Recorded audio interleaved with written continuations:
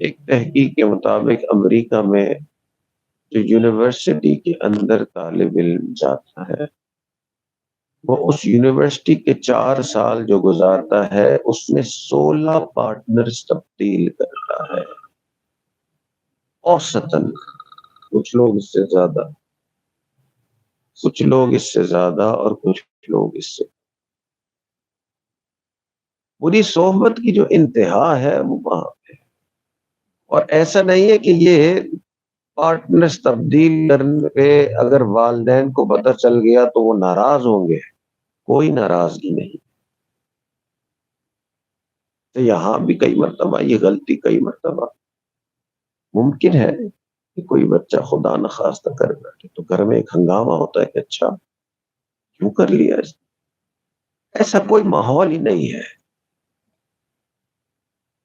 اس لیے جو بھی یونیورسٹی جائے گا اسے پھنسنا ہے.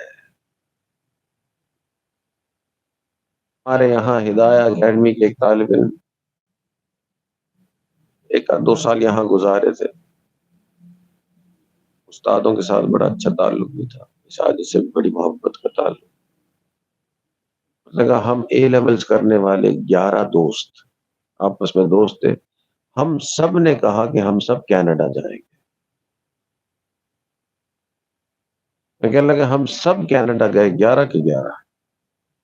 لگا میں اکیلا ایک تھا کہ جس کا کسی کے ساتھ اصلاح کا تعلق تھا، باقی 10 کا یہ معاملہ نہیں تھا. اس نے کہا کہ میں قسم کھا کے کہتا ہوں 11 میں سے یہ جو باقی 10 ہے شراب بھی پیتے ہیں اور زنا بھی کرتے ہیں. ابھی زیادہ ٹائم بھی نہیں ہوا ہے وہاں پہنچے ہوئے. کوئی بچ نہیں سکتا.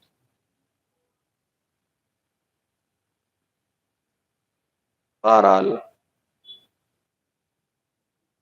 حضرت نے بیٹے سے کہا کہ بھائی تو یونیورسٹی میں اگر پڑھنا چاہتا ہے، یونیورسٹی کا ماحول اچھا نہیں ہے، ہم تجھے نہیں بھیج سکتے. خوب ناراضگی ہوئی. اس نے کہا نہیں میں نے پڑھنا یونیورسٹی میں اور میں نے فلسفی پڑھنی ہے. اور بہت جب ناراضگی ہوئی نے کہا کہ جی میں اپنے آپ کو بچاؤں گا گناہوں سے اور یہ ہے اور وہ ہے. والد نے کہا کہ جب ماحول برا ہوتا ہے تو کوئی تدبیر نہیں چلتی. صحبت ہی انسان کو اچھا بناتی ہے، صحبت ہی انسان کو برا بناتی ہے.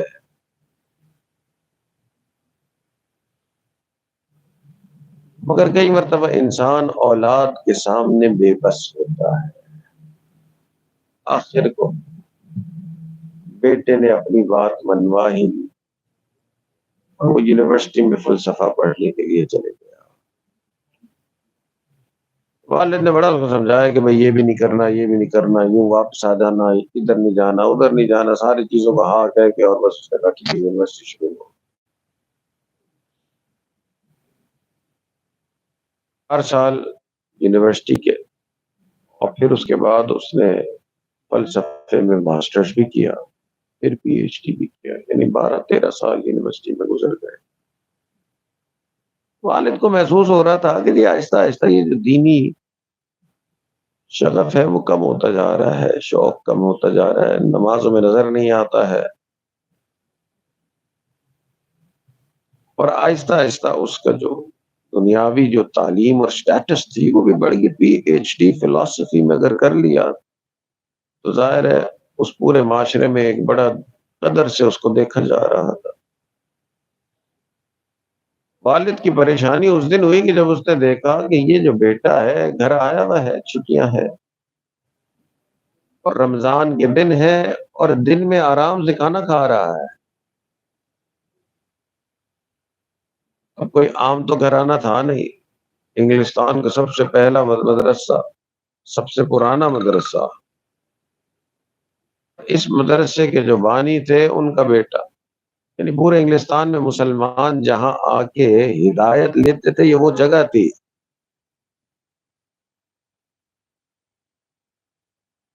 والد نے پوچھا کہ بھائی رمضان کے دن میں تو کھانا کیوں کھا رہا ہے، روزے نہیں رکھ رہا ہے؟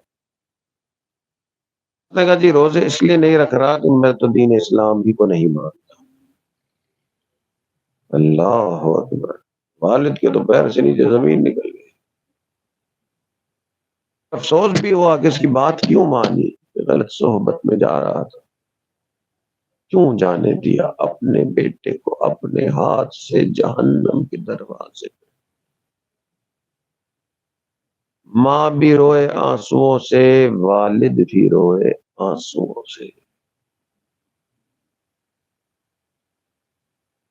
زمانے میں ان کے یہاں ان کے شیخ آیا کرتے تھے, ہمارے پاکستان کے بڑے بزرگ گزرے ہیں, حضرت خواجہ غلام حبیب صاحب رحمۃ اللہ علیہ.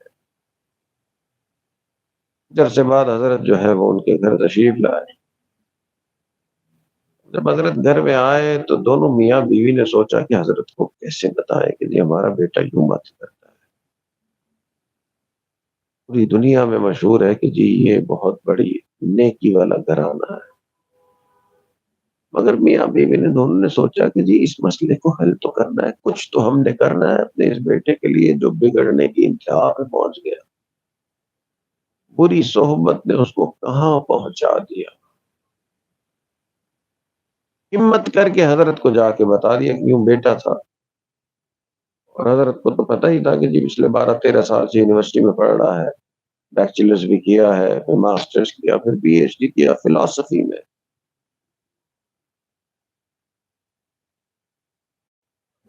تو بتایا حضرت کو کہ حضرت اب بالکل صاف صاف کہتا ہے کہ جی دین اسلام کوئی نہیں مانتا.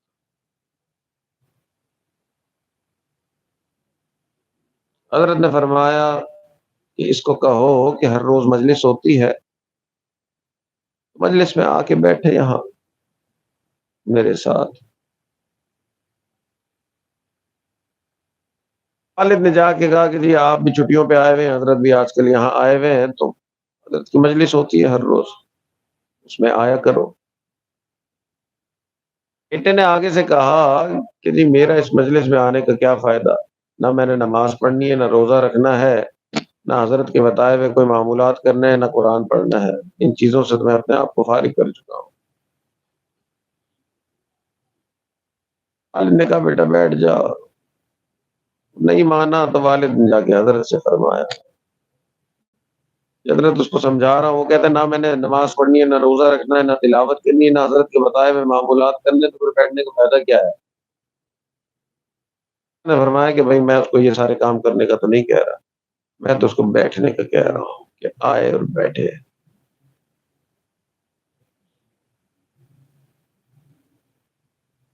والد نے جا کے کہا, پھر والدہ نے بھی زور دیا.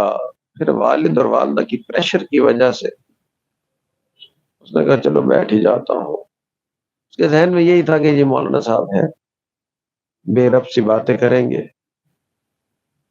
اس کا کوئی سر پیر نہیں ہوگا, وقت کا ضیاع ہوگا. اور خود کیونکہ پی ایچ ڈی فلسفی میں تھا تو اب ایسی عام گفتگو سننے کا اس کو شوق بھی نہیں تھا. وہ تو چاہتا تھا کہ جی کوئی اگر گفتگو میں سنوں بھی صحیح تو پھر ایسی سنوں کہ جس جو میرے لیول کی ہو.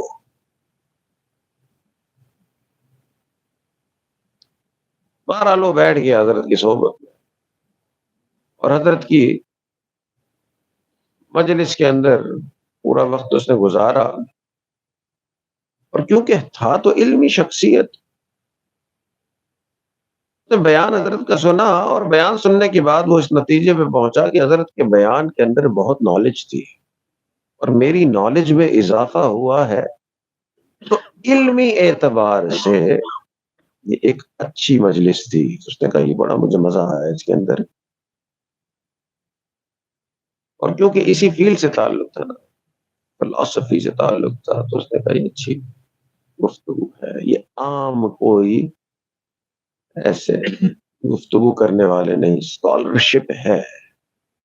تو اس نے فیصلہ کیا کہ جی کل بھی جو مجلس ہوگی نا اس میں بھی بیٹھوں گا, مجھے کچھ نہ کچھ فائدے کی چیزیں مل رہی ہیں اس میں, کچھ نہ کچھ علمی اعتبار سے میری نالج میں اضافہ ہو رہا ہے. اگلے دن پھر بیٹھے, پھر اس کو یہ اچھا لگا. ایک ہفتے کی کم و بیش حضرت وہاں پہ تھے. ایک ہفتہ یہ ہر روز حضرت کی مجلس میں بیٹھ گیا. صحبت کا اثر ہو کے رہتا ہے. حضرت کا جانے کا وقت آیا, اس نے کہا حضرت میں نے آپ سے اکیلے میں ملاقات کرنی ہے. اندر کمرے میں گیا، حضرت سے ملاقات کی اور جا کے بتایا کہ حضرت میں تو دین اسلام چھوڑ چکا تھا، یہ جو ایک ہفتے سے آپ کی گفتگو سن رہا ہوں اب مجھے سمجھ میں آیا کہ غلطی پہ تھا، اب آپ کے ہاتھ پہ دین اسلام بھی قبول کر رہا ہوں اور آپ کے ہاتھ پہ اصلاح کی بیعت بھی کر رہا ہوں۔ اللہ اکبر۔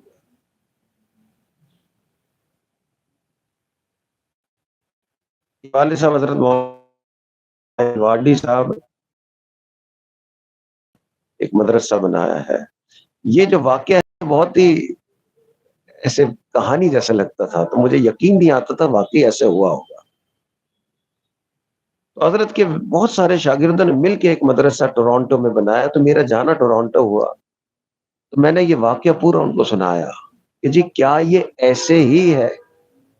انہوں نے ایک ایک لفظ کی تصدیق کی، مجھے ان کا نام بھی نہیں پتا، انہوں نے کہا جی ان کا نام مولانا عثمان ہے، یہ جو ڈاکٹر جو پی ایچ ڈی فلسفی میں جنہوں نے کیا ہے۔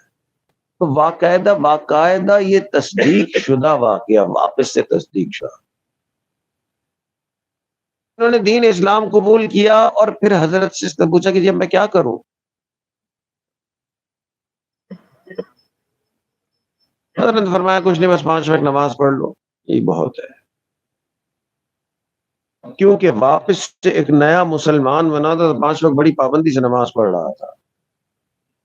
حضرت کا چند مہینے بعد پھر واپس انگلستان آنا ہوا، پھر یہ حضرت کی محفل میں بیٹھا، پھر یہ نیک صحبت ایک مرتبہ پھر میسر ہوئی۔ اب حضرت نے دیکھا کہ تھوڑا جذبہ اس کے اندر ہے تو اس کو پھر معمولات بتایا کہ تم معمولات کرو، استغفار، درود شریف، تلاوت کرو، مراقبہ کرو، معمولات شروع کر دی۔ حضرت کا جب سفر ہوتا تو حضرت کے سفر میں یہ سارا وقت ساتھ، پہلے تو صرف مجلس میں بیٹھتا تھا، حضرت نے کہیں جانا ہے تو گاڑی میں یہی لے کے جاتا، حضرت کے بیان رکھواتا، زبردست مرید بن گیا جیسے ہوتا ہے مرید۔ حضرت نے اس کو ترغیب دی کہ تم تہجد بھی پڑھا کرو۔ اب گھر کے اندر کسی کی تہجد پکی ہے نہیں ہے، اس کی تہجد پکی تھی۔ اللہ، یہ صحبت 1-2 سال ہو گئے تو حضرت نے فرمایا کہ جی 20-21 سال تو نے دنیاوی تعلیم حاصل کی، فلسفی میں پی ایچ ڈی کیا ہے تو نے، تیرے گھر کے اندر انگلستان کا سب سے پرانا مدرسہ ہے، یعنی گھر کے اندر سے مراد گھر کے ارد گرد بڑی جگہ تھی وہ۔ اللہ کے یہاں یہ سوال ہوگا کہ جن دینی علم بالکل ساتھ نصیب تھا تو وہ حاصل نہیں کیا اور اتنا سفر کر کے دنیا میں علم حاصل۔ حضرت کے اس اشارے کو بھی سمجھ لیا، اس عمر میں پی ایچ ڈی فلسفی میں کرنے کے بعد پھر عالم کا کورس پڑھنا شروع کیا، پورا کورس مکمل کر کے دور حدیث مکمل کیا،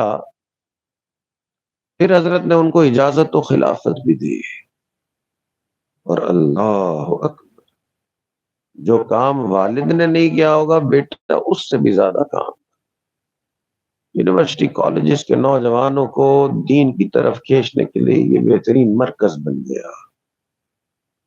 پھر افریقہ بھی جانا ہوا اور یورپ کے اور ممالک بھی جانا ہوا۔ اب ماشاء اللہ ایک فرینچ کالونی ہے جس کو ری یونین آئلینڈز کہتے ہیں، یہ افریقہ کے اور یورپ کے درمیان یا اس کے آس پاس کی جگہ ہے، وہاں پہ ماشاء اللہ یونیورسٹی میں پروفیسر بھی ہے اور وہاں پہ بڑا مدرسہ بنایا ہے۔ افریقہ کے بھی ہزاروں نوجوان ان سے منسلک، یورپ کے بھی ہزاروں نوجوان ان کے ساتھ اصلاح کا تعلق رکھتے ہیں، خوب دینی کام کر رہے ہیں۔ یہ نیک صحبت انسان کو کس دلدل میں سے اٹھاتی ہے اور کہاں پہنچا دیتی ہے۔ سچی بات تو یہی ہے کہ جس کو نیک صحبت نصیب، اس کو رمضان کی روح بھی نصیب ہوگی، اس کو دین کی روح بھی نصیب ہوگی۔ کئی مرتبہ ہم لوگ مشائخ سے ہم تعلق تو قائم کرتے ہیں، مگر تعلق قائم کرنا صرف ضروری نہیں، بتائے ہوئے معمولات کرنا بھی ضروری، رابطہ جو ہے وہ رہنا بھی ضروری ہے، اپنے حالات بتاتے رہنا، صحبت میں آنا جانا یہ ضروری ہے۔ ہمارے اکابرین کے نزدیک یہ صحبت اتنی ضروری۔ جامعہ اشرفیہ کے بانی حضرت مفتی محمد حسن رحمت اللہ علیہ، اتنا بڑا ادارہ، ہمارے ملک کے بڑے اداروں میں سے، دینی اداروں میں سے ہے۔ حضرت اقدس تھانوی رحمت اللہ علیہ خدمت میں آیا جایا کرتے تھے، اتنے بڑے مفتی تھے۔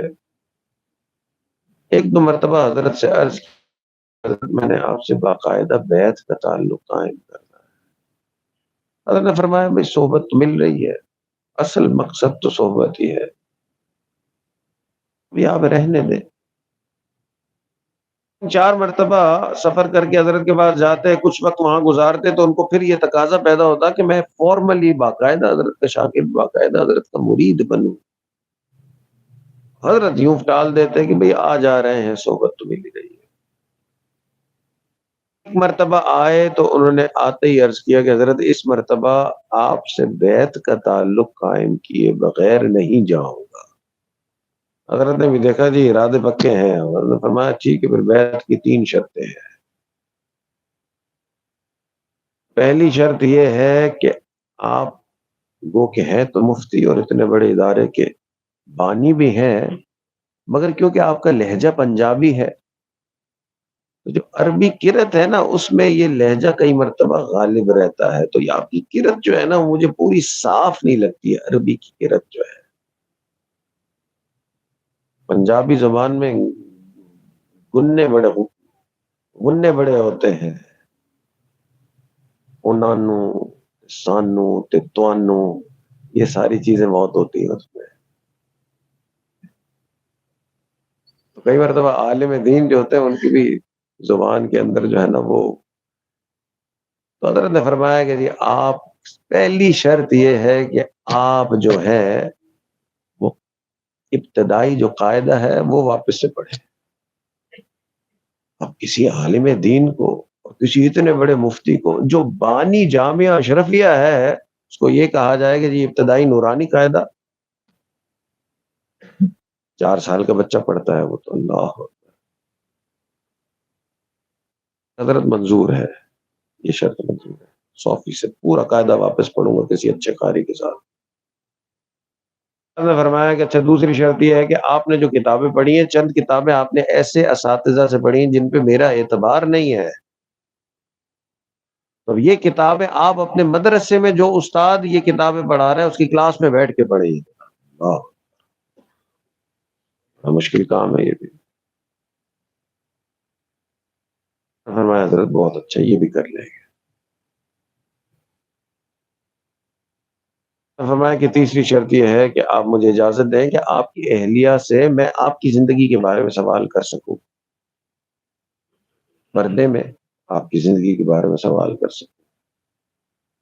انہوں نے کہا حضرت یہ تینوں شرطیں منظور ہیں، اور چوتھی شرط میں بتاتا ہوں کہ میں ہر روز آپ کا بیت الخلا صاف کروں، مجھے وہ والی شرط بھی منظور ہے، مگر آج بحث ہوئے بغیر نہیں جاؤ۔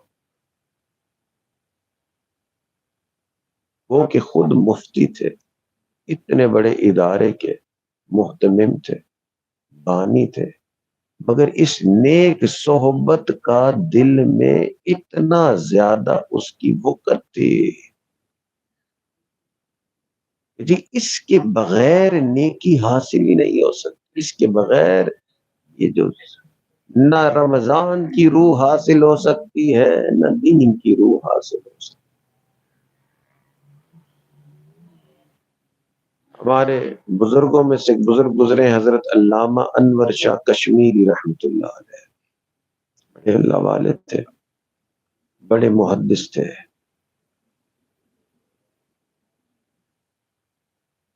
علم کا کورس جب مکمل ہوا بڑے کسی ادارے میں، تو وہاں ان کو بلایا گیا، تو جو گریجویٹ کر، جو ابھی 8 سال کا پورا کورس کر کے عالم جو بنے تھے، ان کو مخاطب ہو کے فرمایا کہ دیکھو جتنی مرتبہ چاہو بخاری شریف مکمل کرو، جتنی مرتبہ چاہو یہ حدیث کا پورا درس پڑھ لو، مگر جب تک اللہ والوں کی جوتیاں سیدھی نہیں کرو گے تب تک حدیث کا نور نصیب نہیں۔ چلا چاہے رمضان کی روح ہو، دین کی روح ہو، حدیث کی روح ہو، قرآن کی روح ہو، یہ نیک صحبت کے بغیر نصیب نہیں ہو سکتی۔ اس لیے اس مبارک مہینے کی روح تو ہم نے بہت 10 باتیں بتائیں جو مشائخ نے فرمائی کہ یہ رمضان کی روح ہے، مگر اس رمضان کی روح تک پہنچنے کے لیے اللہ والوں سے زوردار تعلق قائم کرنا ہے۔ یہ زوردار تعلق یہی کہ انسان ان کے بتائے ہوئے معمولات کو کرے، وقتاً فوقتاً اپنے حالات ان کے سامنے رکھتے رہے، صحبت کا معاملہ رہے۔ اللہ رب العزت ہمیں یہ نیک صحبت بار بار نصیب فرمائے۔ وآخر دعوانا ان الحمدللہ رب العالمین۔ تھوڑی دیر کے لیے مراقبہ کر لیں، آنکھوں کو بند کر لیں، سر کو جھکا لیں، دنیا اور جو کچھ دنیا میں ہے اس سے ہٹ کٹ کے اللہ کی یاد میں ڈوب جائے۔ تھوڑی دیر کے لیے اپنے دلوں میں اللہ کو یاد کر لیں، آنکھوں کو بند کر لیں، سر کو جھکا لیں۔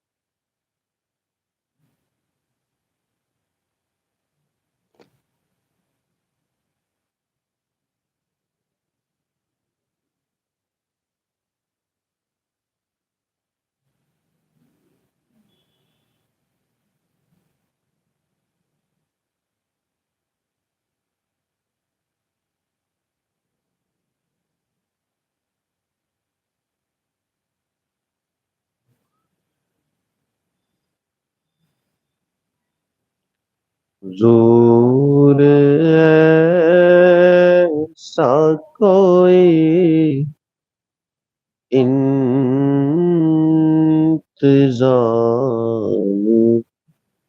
ہو جائے، حضور ایسا کوئی انتظام ہو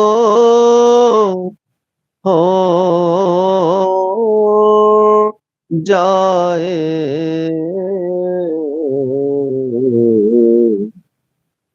سلام کے لیے حاضر غلامی ہو جائے، سلام کے لیے حاضر غلام ہو جائے۔ میں صرف دیکھتا کھلوں ایک بار، صبح طیبہ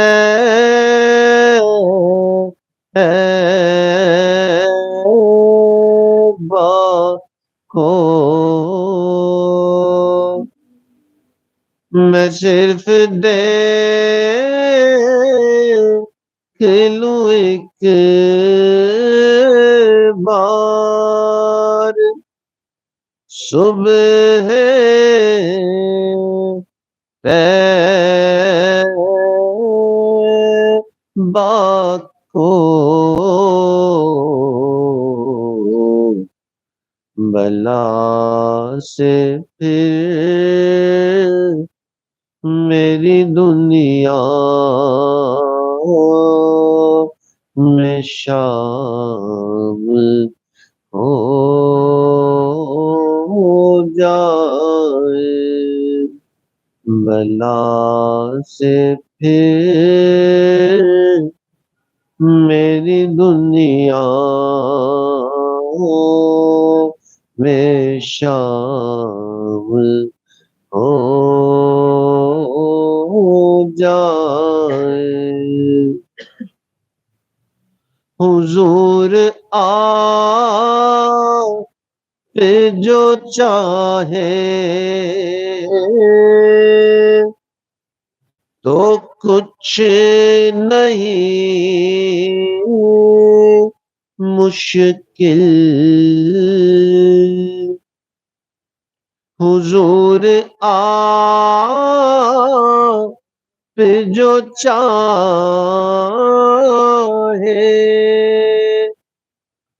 تو کچھ نہیں مشکل،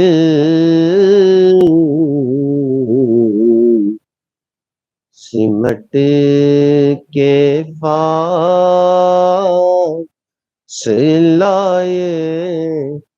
چند گام ہو جائے، سمٹ کے فاصلے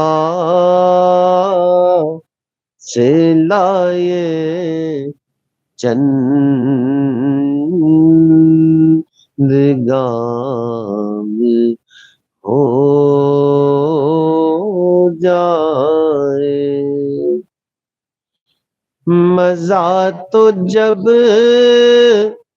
ہے فرشتے یہ قبر میں کہہ دے، مزہ تو جب ہے فرشتے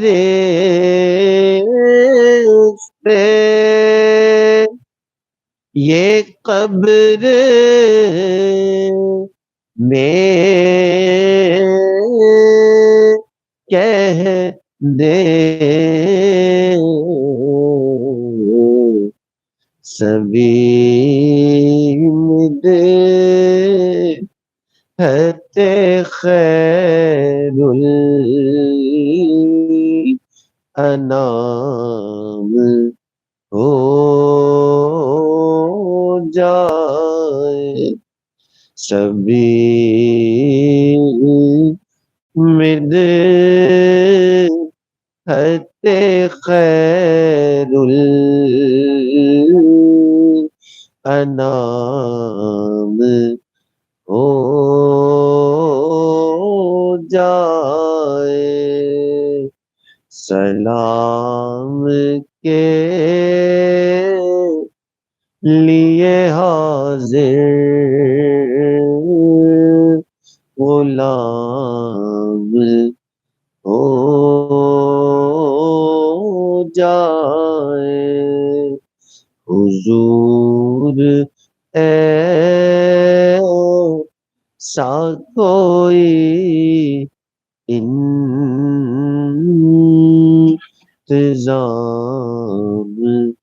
ہو جائے۔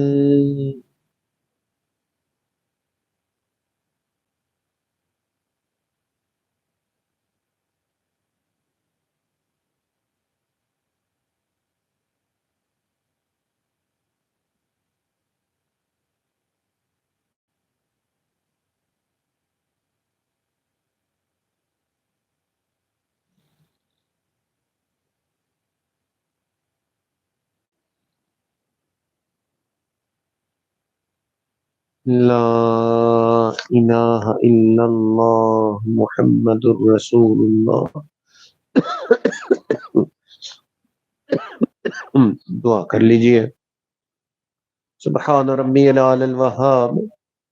اللہم صلی علی سیدنا محمد وعلی آل سیدنا محمد وبارک وسلم. ربنا ظلمنا انفسنا وإن لم تغفر لنا وترحمنا لنكونن من الخاسرين. اللهم إني ظلمت نفسي ظلما كثيرا ولا يغفر الذنوب إلا أنت فاغفر لي مغفرة من عندك وارحمني إنك أنت الغفور الرحيم. اے اللہ ہم آپ کے عاجز مسکین بندے ہیں. اللہ ہمارے گناہوں کو معاف فرما، ہماری خطاؤں سے درگزر فرما، ہمارے عیبوں کی پردہ پوشی فرما.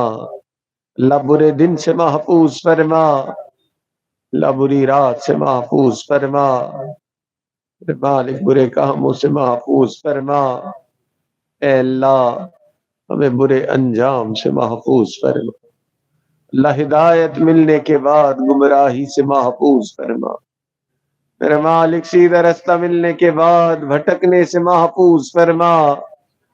اللہ اپنا قرب حاصل ہو جانے کے بعد اپنی دوری سے محفوظ فرما. میرے مالک نعمتیں مل جانے کے بعد نعمتوں کے چھن جانے سے محفوظ فرما. اللہ عزتیں ملنے کے بعد ذلت سے محفوظ فرما. میرے مالک در در کے دھکے کھانے سے محفوظ فرما. اے اللہ میں نیک نہ بن سکا، اللہ تیرے نیکوں میں آگے بیٹھ گیا. اے اللہ ان نیکوں کی برکت سے اللہ ہمیں بھی نیکی نصیب کر. اللہ تیرے نیک بندوں میں آیا بیٹھا. اور اے اللہ رمضان کے اس مبارک مہینے میں آیا بیٹھا ہوں. اللہ ان نیکوں کی برکت سے، اللہ اس مبارک مہینے کی برکت سے اے اللہ ہمارے گناہوں کو معاف فرما. اللہ آپ کے پیارے محبوب نے فرمایا کہ رمضان کا یہ جو دوسرا عشرہ ہے اللہ یہ تو مغفرت کا عشرہ ہے. اللہ اس مغفرت کے عشرے میں میرے مالک ہماری بھی مغفرت فرما. اللہ جو گناہ دن میں کیے انہیں معاف فرما، اللہ جو گناہ راتوں میں کیے انہیں معاف فرما، اللہ جو گناہ چھپ کے کیے اللہ ان گناہوں کو بھی معاف فرما. اور اے میرے مالک جو گناہ محفلوں میں کیے اللہ ان گناہوں کو بھی معاف فرما. میرے مالک ہم گناہوں کی نجاست میں لتڑے ہوئے ہیں، اللہ ہمارے حال پر رحم فرما. اللہ ہمارے حال پر رحم فرما. میرے مالک ماں جب اپنے بچے کو نجاست میں لتڑا دیکھتی ہے اللہ وہ اسے نفرت نہیں کرتی، اللہ اسے دھو لیتی ہے. میرے مالک سینے سے لگا لیتی ہے. اللہ آپ بھی ہمیں گناہوں کی نجاست میں دیکھ رہے ہیں. میرے مالک آپ بھی نفرت نہ فرمائیں، اللہ ہمیں دھو دیجئے. اللہ اپنے مقبول بندوں میں شامل فرما لیجئے. میرے مالک کرم کے فیصلے فرما. اللہ آپ کے پیارے محبوب نے فرمایا کہ رمضان کی ہر رات میں آپ لاکھوں کروڑوں کی مغفرت کا فیصلہ فرماتے ہیں. میرے مالک ان مبارک راتوں میں اللہ ہماری بھی مغفرت کا فیصلہ فرما.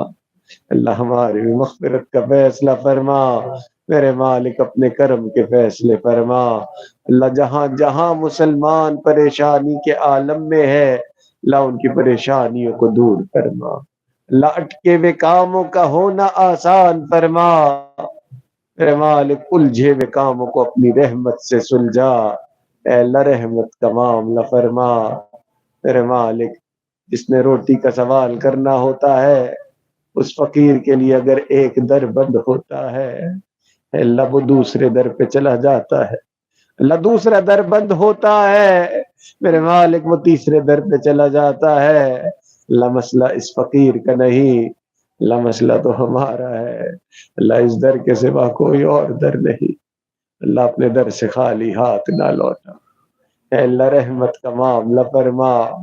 میرے مالک رحمت کا معاملہ فرما.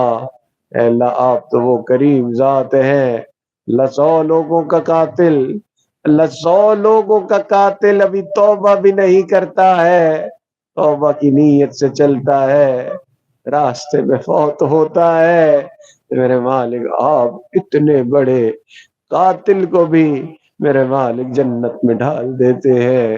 اے اللہ ہم تو آپ کے مبارک در پہ آئے بیٹھے ہیں، اللہ ان مبارک راتوں میں آئے بیٹھے ہیں، اللہ رحمت کا معاملہ فرما۔ اللہ آپ کے پیارے محبوب نے فرمایا روزے دار جب دعا کے لیے ہاتھ اٹھاتا ہے اللہ اس کی دعا پر فرشتوں کی ایک جماعت آمین کہتی ہے۔ میرے مالک ہم آپ کو آپ کے ان فرشتوں کی آمین کا واسطہ دیتے ہیں، اے اللہ رحمت کا معاملہ فرما، اللہ رحمت کا معاملہ فرما۔ میرے مالک ہم مانتے ہیں کہ ہمارے اعمال تو ایسے ہی ہے کہ ہماری دعاؤں کو ہمارے منہ پہ مار دیا جائے، میرے مالک رحمت کا معاملہ فرما۔ اللہ آپ کے پیارے محبوب نے فرمایا کہ اس مہینے میں کوئی سمندر کے برابر بھی گناہ لے کے آئے گا وہ مالک اتنے بھی گناہوں کو معاف کر دے گا۔ اے اللہ رحمت کا معاملہ فرما، میرے مالک اس مہینے کو ہمارے لیے بخشش کا ذریعہ بنا، اللہ اس مہینے کو ہمارے لیے اپنے قرب کا ذریعہ بنا، اللہ اس مہینے کو ہمارے لیے اپنے پیارے محبوب کے قرب کا ذریعہ بنا، اور اے میرے مالک اس مہینے کی روح کو حاصل کرنے کی توفیق نصیب فرما، اور اے اللہ اس مہینے کو ہمارے لیے دنیا اور آخرت کی پریشانیاں دور ہونے کا ذریعہ بنا۔ اللہ جنہوں نے دعاؤں کے لیے کہا اللہ ان کو بھی ان دعاؤں میں شامل فرما، میرے مالک اپنی خاص رحمتیں برکتیں نازل فرما۔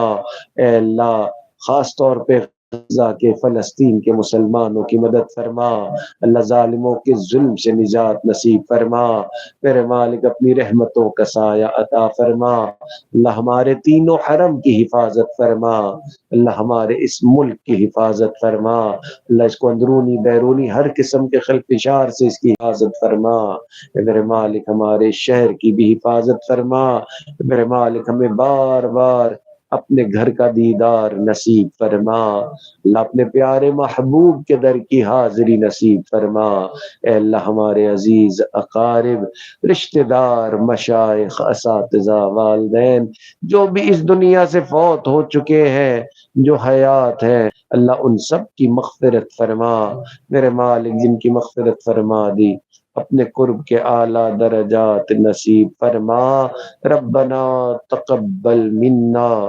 انک انت السمیع العلیم تب علینا انک انت التواب الرحیم، وصلی اللہ تعالی علی حبیبہ سیدنا محمد وعلی آلہ واصحابہ اجمعین برحمتک یا ارحم الراحمین۔ جیسے کہ پہلے اعلان ہوا ہے انشاءاللہ ہفتے کی رات 15ویں رات ختم قرآن کا دن ہے، تو خود بھی ضرور تشریف لائیں، ساتھیوں کو دوستوں کو ضرور اس میں دعوت دیں، قبولیت دعا کا وقت ہوتا ہے تو ضرور اپنے قریبیوں کو بھی اس قبولیت دعا کے وقت میں شامل ہونے میں شریک ہونے میں دعوت دیں، اور انشاءاللہ ہر سال کی طرح اعتکاف کی بھی ترتیب ہے، اس میں بھی خود ضرور شامل ہوں اور ساتھیوں کو بھی ضرور بتائیں۔ جزاک